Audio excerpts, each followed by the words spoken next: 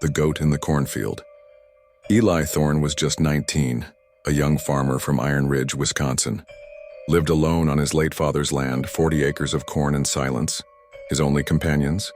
A battered Bible, a worn rosary, and a cranky old goat named Bess. One night in late September, the wind shifted, smelled like copper and mold. Eli woke to Bess bleating loud and panicked. He grabbed his lantern and rushed out barefoot into the cool dark. The barn gate was open. The corn swayed in the distance, but there was no breeze. "Bess?" he called. From the edge of the cornfield, something stirred, and then he saw her, standing on two legs. "Bess?" His voice trembled. The thing had her shape, but it wasn't her. It towered nearly 7 feet tall, limbs too long, bones creaking as it moved.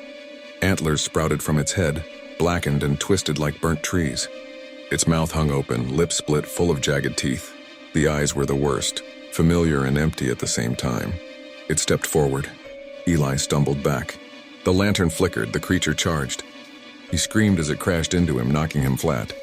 Hot breath stank of old blood and earth. It pinned him down, claws digging into his chest. The Windigo snarled, eyes locked on his throat. Eli reached for anything at all, his fingers closing around the rosary at his neck. The moment it touched his skin, and he choked out the first words. "In the name of Jesus Christ, deliver us from evil," the Windigo shrieked. Not a cry, a piercing, hellish scream that made Eli's ears bleed. It reeled back but didn't flee. No, it slammed its claws into the ground on either side of his head, over and over, snarling in agony, missing Eli by inches. Dirt and gravel flew like shrapnel. Eli kept praying, louder now, sobbing as he shouted the words. "In holy name of Jesus Christ, be gone, demon." The Windigo let out one last howl that seemed to shake the earth itself, tore at its own face, and vanished into the corn with unnatural speed, like the land swallowed it whole.